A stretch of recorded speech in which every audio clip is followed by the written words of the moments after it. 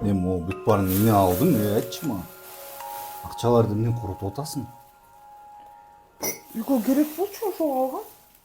Менден сурабайсың биринчи, эмне алыш керек, эмне албаш керек. Бүт нерсени өзүң чечип калдыңбы?